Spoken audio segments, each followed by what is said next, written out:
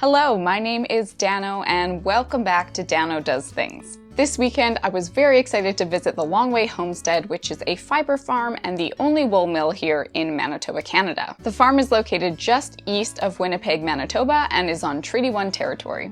The farm was hosting an open house as part of the Manitoba Fibre Festival and were gracious enough to let me come and film and bring you guys in on learning about the process of wool production as well as some bonus indigo dyeing. None of this is sponsored by the farm. I just wanted to better educate myself on fiber production, especially in the local area, and I thought other people might be interested as well. So if that intrigues you, let's go on a journey.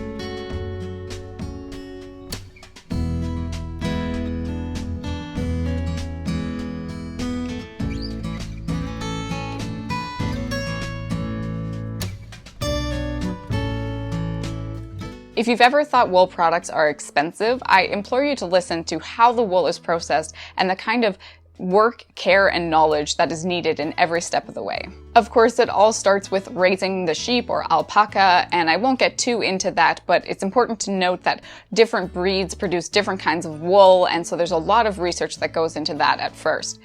It's also always very unpredictable raising animals, such as this year when Manitoba experienced a huge drought and it was hard to feed all these animals all summer. Long Way Homestead processes the wool from their own flock, but they also process wool from other fiber farms. Once the sheep are sheared, the wool has to be evaluated before it is washed to get rid of anything you don't want in your final product.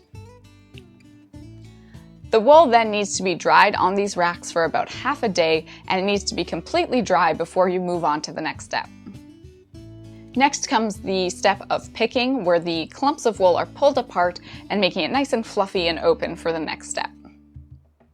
Next, the fibers are carded, which means they are combed and pulled so that all the fibers are laying parallel. That can be the final step if you are making wool batting or wool roving. But if you are making yarn, you have to keep going. The fiber needs to be spun into one strand yarn and then finally plied into 2 or more stranded yarn.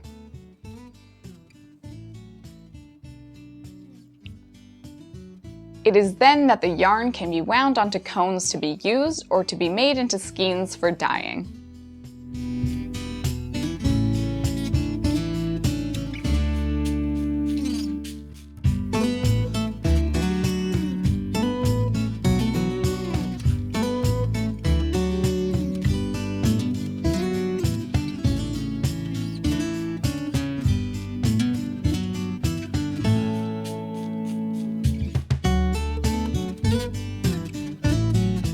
Long Way Homestead hosted a community indigo vat while I was there, where people could purchase or bring their own materials to dip in the vat to dye it blue. Indigo is a natural blue dye that comes from a plant of the same name, and while you can buy synthetic indigos nowadays, the farm grew their own indigo for the community pot. Creating indigo dye is a long process that involves soaking the leaves and basically fermenting them before adding an alkaline to the mixture and agitating it. Eventually, the pigment will settle to the bottom of the mixture. Then the liquid on the top needs to be decanted and you're left with a blue sludge that needs to be filtered and dried. When the indigo is broken down in the water, it actually turns a sort of yellow-green color. When you dip your item in, it'll look like nothing has happened at first. But once the item is exposed to air, the oxidization will cause it to turn blue. I brought some white wool roving to dip in the vat myself.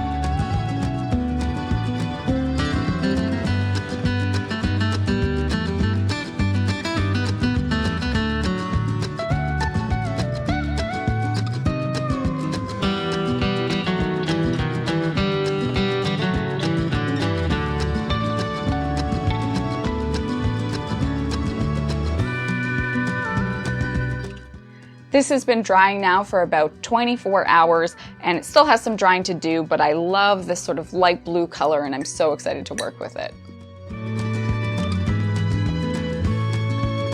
While I was there, I also got to learn a bit about the Fibreshed, which is an organization that focuses on developing land regenerating natural fiber and dye systems.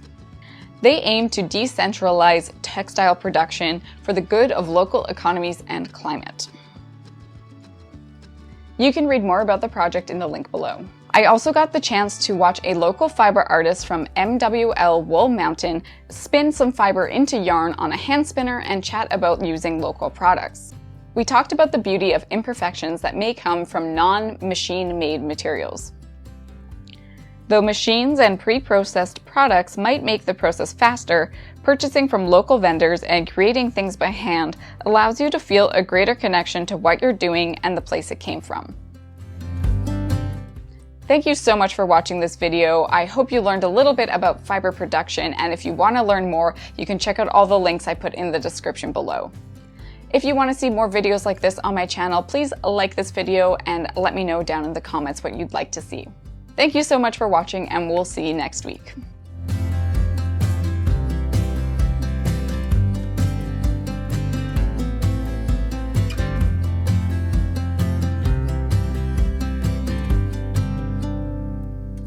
The farm was opening.